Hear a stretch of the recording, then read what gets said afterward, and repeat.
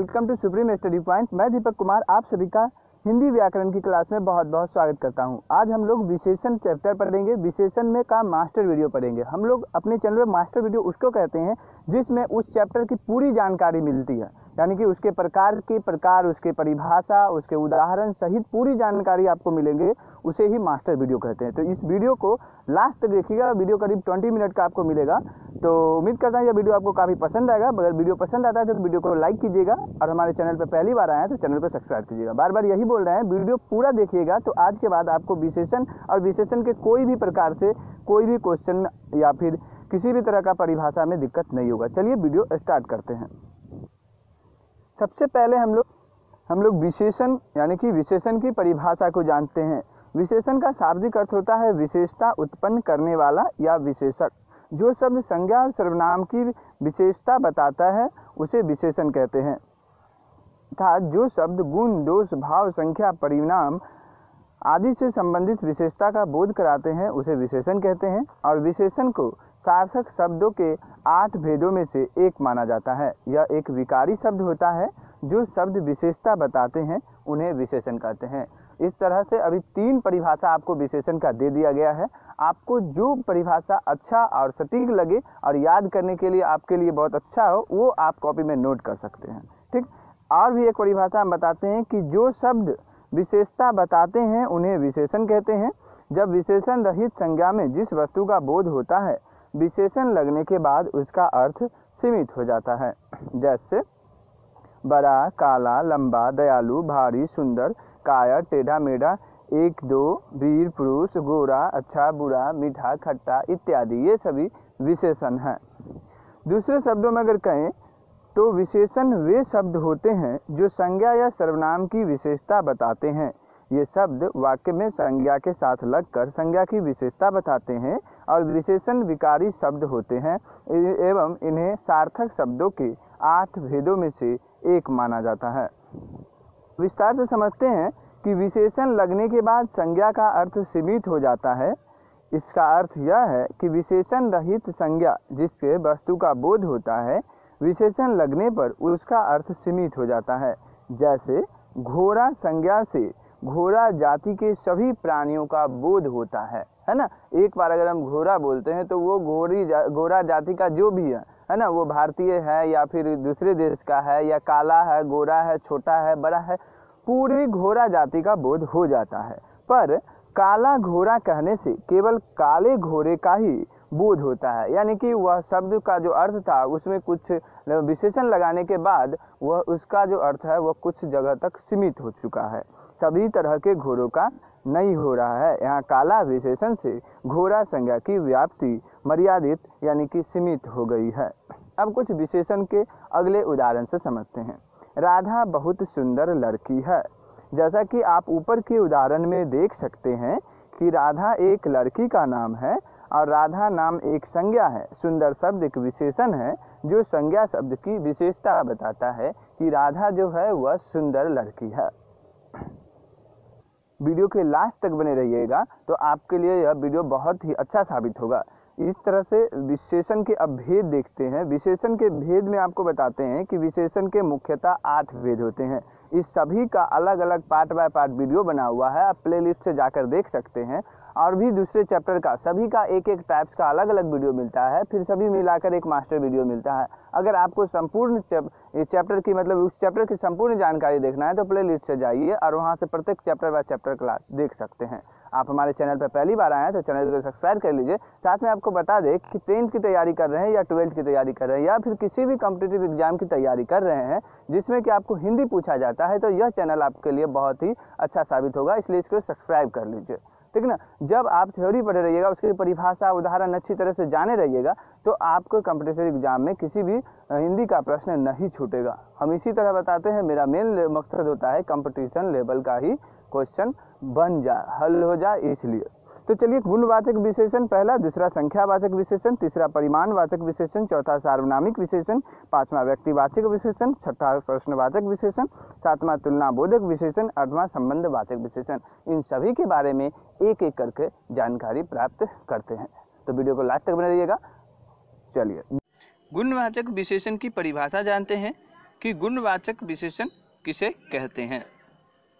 सबसे पहले गुणवाचक विशेषण की परिभाषा में देखते हैं कि जो शब्द या संज्ञा या सर्वनाम के गुण, धर्म, स्वभाव आदि का बोध कराते हैं उन्हें गुणवाचक विशेषण कहते हैं। इससे पहले का वीडियो अगर आप विशेषण के बारे में नहीं जानते हैं तो वीडियो बना हुआ है, प्लेलिस्ट जाकर देख सकते हैं और डिस्क्रिप्शन में भी लिंक है, वहाँ से देख सकते हैं। विशेषण की परिभाषा और उसके उदाहरण है, उसके प्रकार के बारे में पहले समझ लीजिएगा, फिर आप गुणवाचक विशेषण देखिएगा तो आपको काफ़ी पसंद आएगा और समझ में भी आएगा। तो जैसे कि अच्छा, पुराना, झूठा, सफ़ेद, यानी कि सर्वनाम के गुण और गुण, धर्म और स्वभाव इत्यादि का बोध हो तो उसे गुणवाचक विशेषण कहते हैं। दूसरे शब्दों में आप यह कह सकते हैं कि वे विशेषण जो शब्द या संज्ञा या सर्वनाम शब्द के गुण, दोष, रूप, रंग, आकार, स्वाद, दशा, अवस्था, स्थान आदि कोई विशेषता प्रकट करता है उन्हें गुणवाचक विशेषण कहलाता है। गुणबोधक उदाहरण, गुणबोधक में जैसे कि किसी के पास अच्छा गुण होता है, बुरा गुण होता है, गोरा, वीर, कायर का गुण होता है, क्रोधी का गुण, ये सब गुण होता है ना। रंग बोधक में जैसे कि होता है वह सफ़ेद रंग का, हरा रंग का, नीला रंग, पीला रंग, लाल रंग, ये सभी गुणवाचक विशेषण में आता है। आकार बोधक में भी होता है कि वह मोटा है, पतला है, गोल है, लंबा है, चौड़ा है, ये सभी आकार बोधक विशेषण होता है। आकार बोधक गुणवाचक विशेषण भी कह सकते हैं। काल बोधक में होता है कि नया, पुराना, है ना। अब देखते हैं गुणवाचक विशेषण के उदाहरण। गुण के हिसाब से देखते हैं तो भला, उचित, अच्छा, ईमानदार, सरल, विनम्र, यह आपको समझने की ज़रूरत ज़्यादा नहीं है। समझने की ज़रूरत तब पड़ जाता है आपके लिए जब एग्जाम में कोई सेंटेंस दे देता है, कोई वाक्य दे देता है और उसमें से 8 प्रकार होता है, विशेषण के टोटल 8 प्रकार होता है और उसमें से आपको यह चुनने के लिए दे देता है कि निम्न में से जो अच्छा है वाक्य में जो अच्छा शब्द है उसमें कौन सा विशेषण है, गुणवाचक विशेषण है या व्यक्तिवाचक विशेषण है, सार्वनामिक विशेषण है, तुलनात्मक विशेषण है। उस समय आपके लिए समस्या उत्पन्न हो जाती है। तो उसके लिए आपको वीडियो देखना पड़ेगा और कुछ ऐसे शब्द हैं जिनका जिक्र आपको देखने से नहीं पता चलेगा, उसको समझना पड़ेगा। चलिए देखते हैं। ईमानदार, सरल, विनम्र, बुद्धिमानी, सच्चा, दानी, न्यायी, सीधा, शांत आदि, ये सभी गुणवाचक विशेषण के गुण हिसाब से। दूसरा होता है दोष। दोष मतलब कि उसकी बुराई, जैसे कि बुरा, अनुचित, झूठा, क्रूर, कठोर, घमंडी, बेईमान, पापी, दुष्ट इत्यादि। रूप, रंग के आकार पे आधार पर आप देखते हैं तो लाल, पीला, नीला, हरा, सफ़ेद, काला, बैगनी, सुनहरा, चमकीला, धुंधला, फीका। इसी तरह आकार के हिसाब से बात करते हैं तो गोल, चौकोर, सुडौल, समान, पीला, सुंदर, नुकीला, लंबा, चौड़ा, सीधा, तिरछा, बड़ा, छोटा, चपटा, मोटा, ऊंचा, पतला आदि। स्पर्श के हिसाब से अगर हम गुणवाचक विशेषण को देखते हैं तो मुलायम, सख्त, ठंड, गर्म, कोमल, खुरदरा आदि। स्वभाव की दृष्टि से गुणवाचक संज्ञा को, सर्वनाम को, विशेषण को देखते हैं तो चिड़चिड़ा, मिलनसार आदि।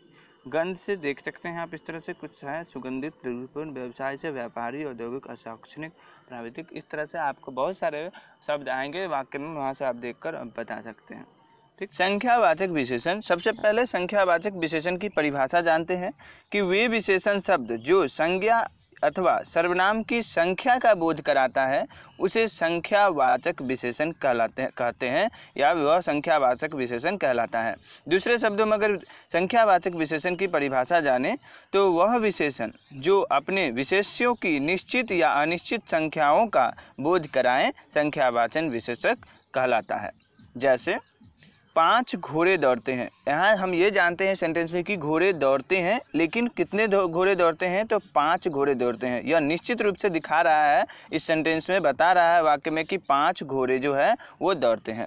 7 विद्यार्थी पढ़ते हैं, 100 विद्यार्थी पढ़ते हैं, तो यहाँ पर संख्या, विद्यार्थियों की संख्या बता रहा है, निश्चित संख्या कि इतना विद्यार्थी जो है या इतना घोड़े जो है वो पढ़ते हैं या दौड़ते हैं। चलिए, इन वाक्यों में 5 और 7 संख्यावाचक विशेषण है क्योंकि इनसे घोड़े और विद्यार्थी की संख्या संबंधी विशेषता का ज्ञान होता है। अब जानते हैं संख्यावाचक विशेषण के भेद। तो संख्यावाचक विशेषण के 2 भेद होते हैं, एक निश्चित संख्यावाचक विशेषण और दूसरा अनिश्चित संख्यावाचक विशेषण। वीडियो को लास्ट तक बने रहिएगा। वीडियो पसंद आए तो वीडियो को लाइक कीजिएगा। अब हम दोनों के बारे में जानते हैं, निश्चित संख्यावाचक विशेषण और अनिश्चित संख्यावाचक विशेषण की परिभाषा एवं उदाहरण। निश्चित संख्यावाचक विशेषण वे शब्द जो विशेष्य की निश्चित संख्या का बोध कराते हैं निश्चित संख्यावाचक विशेषण कहलाते हैं। सरल शब्दों में अगर कहें तो जिससे किसी निश्चित संख्या का ज्ञान हो वह निश्चित संख्यावाचक विशेषण है। जैसे 1, 2, 8, चौगुना, सातवां, पाँचवां, ये सभी निश्चित संख्यावाचक विशेषण के उदाहरण हैं। अब हम कुछ वाक्य से चर्चा कर लेते हैं। जैसे कि मेरी कक्षा में 40 छात्र हैं। तो मेरी कक्षा में कितने छात्र हैं? तो 40 छात्र यहाँ पर निश्चित रूप से बता रहा है कि छात्रों की संख्या कितनी है, तो 40 है। कमरे में एक पंखा है, तो यहाँ भी पंखे की निश्चित संख्या है 1। कमरे में पंखा की संख्या कितना है? 1 है। डाल पे 2 चिड़ियाँ बैठी है, तो यहाँ पर क्या हो जाएगा? 2 चिड़ियाँ जो बैठी हुई है और निश्चित। उसके बाद है प्रार्थना सभा में 100 लोग उपस्थित है। तो प्रार्थना सभा में 100 लोग, कितने लोग उपस्थित है? तो 100 लोग। ये निश्चित संख्यावाचक विशेषण के उदाहरण हुए। चलिए आगे देखते हैं। अब देखते हैं इन सभी वाक्यों में विशेष्य की निश्चित संख्या का बोध हो रहा है। जैसे कक्षा में कितने छात्र हैं? तो 40। कमरे में कितने पंखे घूम रहे हैं? तो 1। और डाल पर कितनी चिड़िया बैठी है? तो 2। और तथा प्रार्थना सभा में कितने लोग उपस्थित हैं? तो 100। करते हैं अनिश्चित संख्यावाचक विशेषण की। अनिश्चित संख्यावाचक विशेषण वे विशेषण शब्द जो विशेष्य की निश्चित संख्या का बोध न कराते हो वे अनिश्चित संख्यावाचक विशेषण कहलाता है। अगर आप इस विशेषण की परिभाषा और विशेषण के भेद से परिचित नहीं है तो उसका वीडियो प्लेलिस्ट में है, वहां से आप देख सकते हैं। आप संज्ञा हो, सर्वनाम हो, विशेषण, वर्ण विचार या शब्द विचार किसी भी तरह का हिंदी व्याकरण का वीडियो देखना चाहते हैं तो हिंदी ग्रामर नाम से प्लेलिस्ट में फाइल बना हुआ है, वहां से आप जाकर टोटल हिंदी व्याकरण की वीडियो देख सकते हैं। दूसरे शब्दों में अनिश्चित संख्यावाचक विशेषण का परिभाषा देखते हैं कि जिस विशेषण से संज्ञा निश्चित रूप से नहीं जानी जा सके, यानी कि उसकी निश्चितता नहीं हो कि वह कितना है, 1 है, 2 है, तो वह क्या कहलाता है? अनिश्चित संख्यावाचक विशेषण। जैसे कई लोग यहाँ रहते हैं, कुछ हो रहा था, सब यहीं थे, है ना। जो सभी जो है थोड़ा, सैकड़ों, अरबों, ये सभी अनिश्चित है ना। अगर सैकड़ों बोल रहा है तो 100 है कि 500 है कि 10 है यह पता नहीं चल रहा है। सैकड़ों में यानी कि अनिश्चित संख्यावाचक विशेषण है। कुछ उदाहरण देख लेते हैं ताकि आपको काफ़ी समझ में आएगा। कोई भी एग्जाम में आपसे अनिश्चित, अगर कंपटीशन एग्जाम की तैयारी कर रहे हैं तो उसमें आपसे कोई यह नहीं पूछेगा कि अनिश्चित संख्यावाचक किसे कहते हैं। आपसे इसी तरह का कोई सेंटेंस देगा, है ना, और सेंटेंस में बोलेगा कि निम्न में से कौन, ये जो है बम के भय से कुछ लोग बेहोश हो गए, और उसमें से कुछ आपको इसमें से छाट देगा, जैसे कि बम के भय से कुछ लोग बेहोश, ये सभी 4 ऑप्शन बना देगा। और 4 ऑप्शन के बाद इसमें से पूछा जाएगा कि संख्यावाचक विशेषण कौन है या अनिश्चित संख्यावाचक विशेषण कौन है। तो जब आप पढ़े रहिएगा और डिफरेंस समझिएगा कि निश्चित कौन है, अनिश्चित कौन है, तभी जाकर आप सही आंसर दे सकते हैं। तो बम के भय से कुछ लोग बेहोश हो गए, है ना। तो कुछ लोग बेहोश हो गए, यहाँ पर निश्चितता नहीं बताया जा रहा, निश्चित रूप से यह नहीं बताया जा रहा कि 5 लोग या 10 लोग, कुछ लोग, उसमें 1-2 भी हो सकते हैं या फिर 100 भी हो सकते हैं। कुछ लोग बेहोश हो गए। कक्षा में बहुत कम छात्र उपस्थित थे, है ना। कक्षा में बहुत कम मतलब कितना, 2-4 ये भी नहीं हो सकता है उस कक्षा में 5000 हो, वहाँ पर 500 विद्यार्थी उपस्थित हुए। तो यहाँ पर भी यह नहीं दिखा जा रहा है कि कितना विद्यार्थी कक्षा में उपस्थित है। यहाँ भी अनिश्चित संख्यावाचक विशेषण है। कुछ फल खाकर ही मेरी भूख मिट गई, यहाँ पर कुछ जो है यह भी अनिश्चित संख्यावाचक विशेषण है। चलिए आगे देखते हैं। इन सभी वाक्यों में विशेष्य की निश्चित संख्या का बोध नहीं हो रहा है। जैसे कितने लोग बेहोश हो गए, कुछ कितने छात्र उपस्थित थे, कम कितने फल खाकर भूख मिट गई, कुछ कितने देर बाद हम चले जाएंगे, ये कुछ, ये सभी अनिश्चित संख्यावाचक के उदाहरण हैं। तो उम्मीद करते हैं संख्यावाचक विशेषण आपको सही तरह से समझ में आ गया होगा। परिमाणवाचक विशेषण की परिभाषा को जानते हैं। जिन विशेषण शब्दों से किसी वस्तु के माप तौल संबंधित विशेषता का बोध होता है वे परिमाणवाचक विशेषण कहलाते हैं। दूसरे शब्दों में वह विशेषण जो अपने विशेष्यों की निश्चित अथवा अनिश्चित मात्रा परिमाण का बोध कराएं परिमाणवाचक विशेषण कहलाता है। यह किसी वस्तु की नाप या तौल का बोध कराता है। इस विशेषण का एकमात्र विशेष्य द्रव्यवाचक संज्ञा है। अगर आप संज्ञा का वीडियो नहीं देखे हैं द्रव्यवाचक संज्ञा का, तो प्लेलिस्ट में जाकर वहां से देख सकते हैं। विशेषण किसे कहते हैं, विशेषण के कितने प्रकार हैं, इन सभी का वीडियो प्लेलिस्ट में है और डिस्क्रिप्शन में लिंक है, वहां से भी आप देख सकते हैं। चलिए कुछ उदाहरण जैसे देखते हैं। शेर भर दूध, तौला भर सोना, थोड़ा पानी, कुछ पानी, सब धन और घी लाओ, 2 लीटर दूध, बहुत चीनी इत्यादि। उदाहरण से अब इसको समझते हैं। वाक्य आप लोगों के बीच रखते हैं कि मुझे थोड़ा दूध चाहिए, बच्चे भूखे हैं। यहाँ पर क्या होगा, परिमाणवाचक विशेषण हो गया।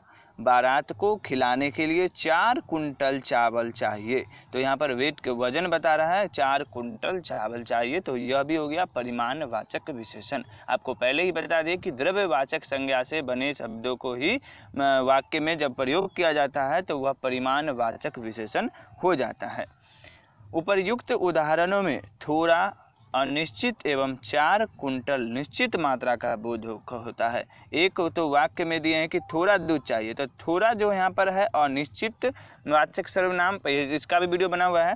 तो थोड़ा है कि अनिश्चित है, इसका कोई निश्चित नहीं है ना। अब 1 गिलास है या 1 चम्मच दूध मांग रहा है या 1 लोटा दूध मांग रहा है, यह पता नहीं चल रहा है। तो यहाँ पर अनिश्चित है कि मुझे थोड़ा दूध चाहिए, बच्चे भूखे हैं। वही दूसरा उदाहरण में है कि बारात को खिलाने के लिए 4 कुंटल चावल चाहिए, तो यहाँ पर यह स्पष्ट हो गया है कि बारात कितना भी आ रहे हैं उनको खिलाने के लिए 4 कुंटल चावल चाहिए। तो 4 कुंटल निश्चित मात्रा का बोधक है। अब बात कर लेते हैं परिमाणवाचक विशेषण के भेद। परिमाणवाचक विशेषण के 2 भेद होते हैं। पहला होता है निश्चित परिमाणवाचक विशेषण और दूसरा होता है अनिश्चित परिमाणवाचक विशेषण। निश्चित परिमाणवाचक विशेषण जो विशेषण शब्द किसी वस्तु की निश्चित मात्रा अथवा मापतौल का बोध कराते हैं वे निश्चित परिमाणवाचक विशेषण कहलाते हैं। वहीं जैसे कि 2 सेर घी, 10 हाथ जगह, 4 गज मलमल, 4 किलो चावल इत्यादि।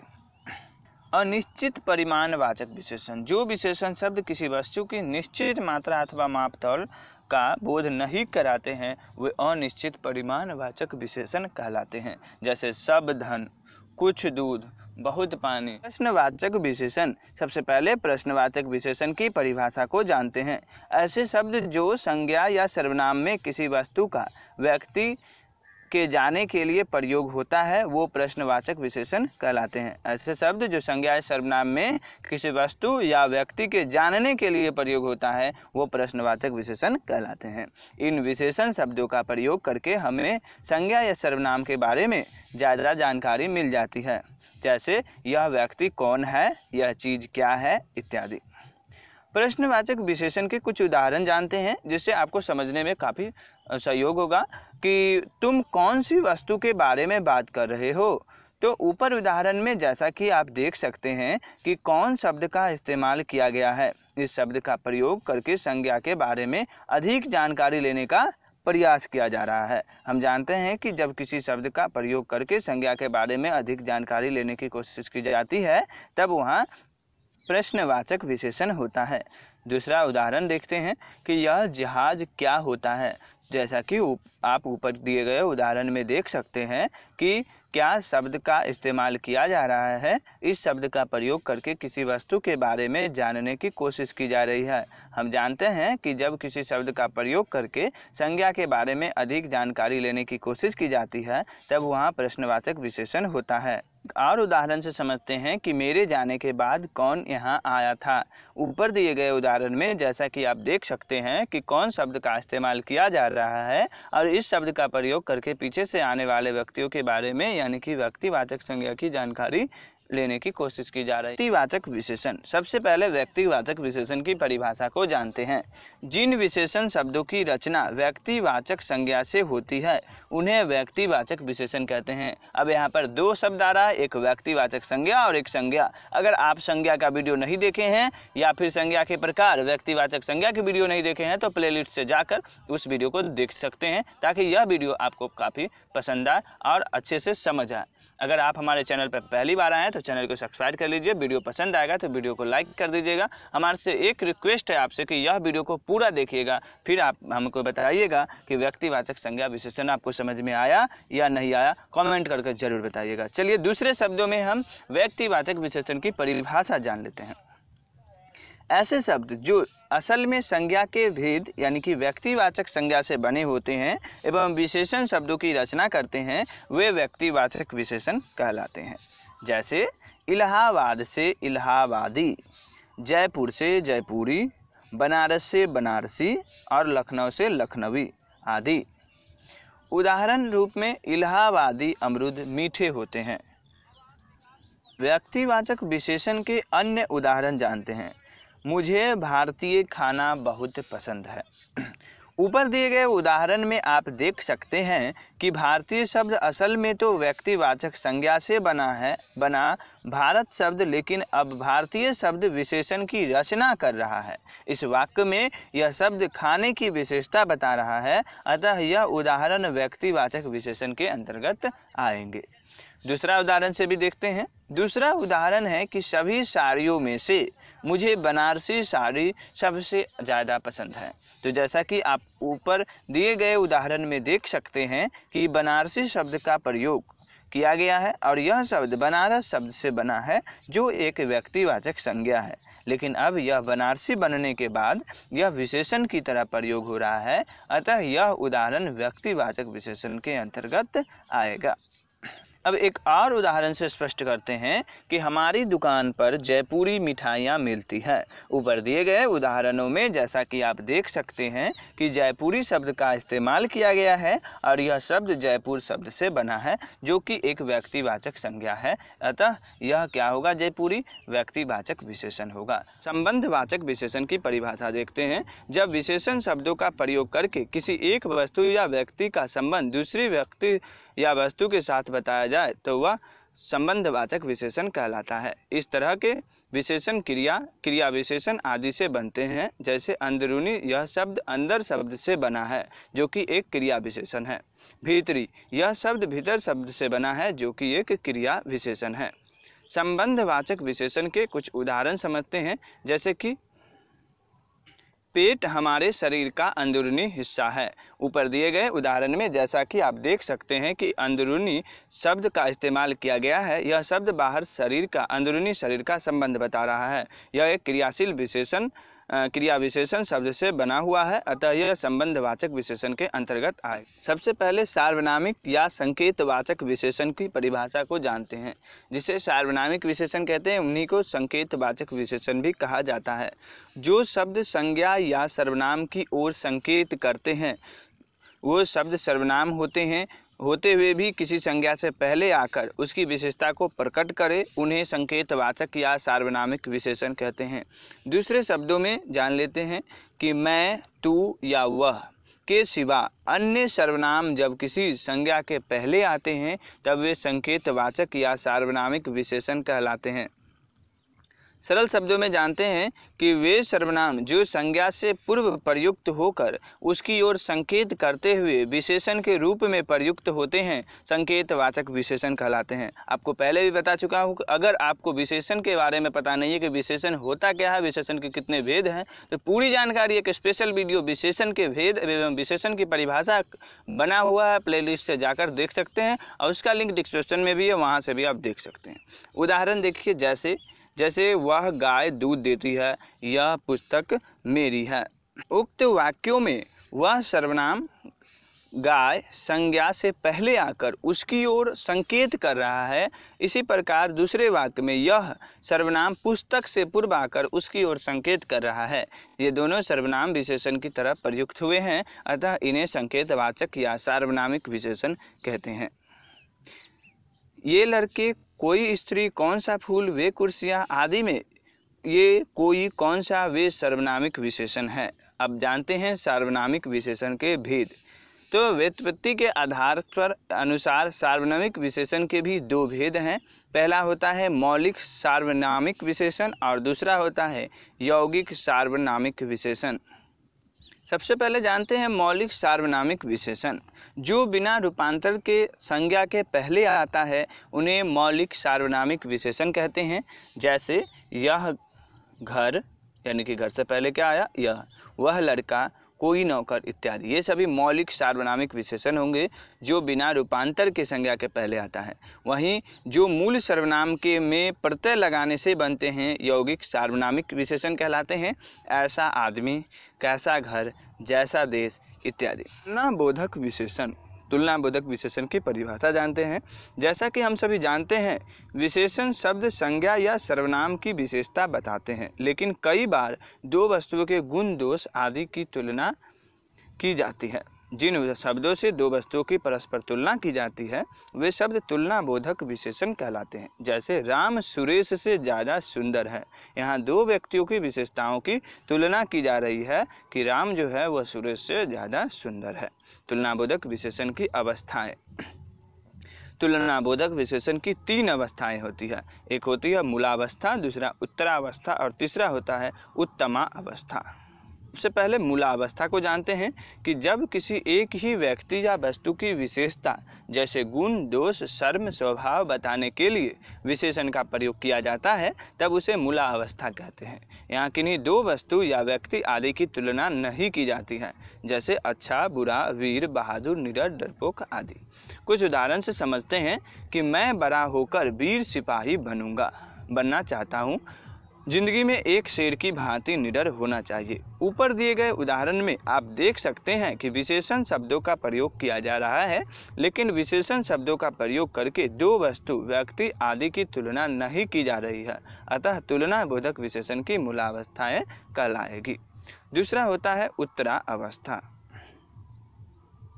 उत्तरा अवस्था में जब किन्हीं वस्तुओं या व्यक्तियों की आपस में गुण, दोष आदि पर आधारित तुलना की जाती है एवं उनमें से एक श्रेष्ठ माना जाता है तब यह उत्तरा अवस्था कहलाता है। जैसे ज़्यादा सुंदर, अधिक बुद्धिमान, ज़्यादा तेज इत्यादि। कुछ उदाहरण से समझते हैं।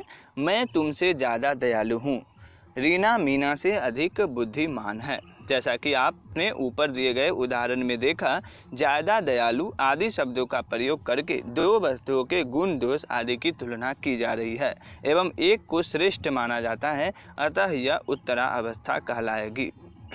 तीसरा है उत्तमा अवस्था। जब दो से ज़्यादा वस्तुओं के या व्यक्तियों की तुलना की जाती है एवं उनमें से किसी एक को ही सर्वश्रेष्ठ बताया जाता है तो उसमें उत्तमा अवस्था कहा जाता है। जैसे विशालतम, सबसे सुंदर आदि। उदाहरण, सभी महासागरों में प्रशांत महासागर विशालतम है। इन सब में से तुम सबसे सुंदर हो। हल्के सबसे ज़्यादा बलवान है। ऊपर दिए गए उदाहरणों में आप देख सकते हैं कि विशालतम, सबसे सुंदर आदि शब्द प्रयोग किए गए हैं। इन शब्द से हमें कोई एक वस्तु या व्यक्ति के सर्वश्रेष्ठ होने का पता चल रहा है, अतः यह उत्तमा अवस्था कहलाएगी। उम्मीद करते हैं कि यह तुलनाबोधक विशेषण आपका भेद जो था वह आपको बहुत पसंद आया होगा।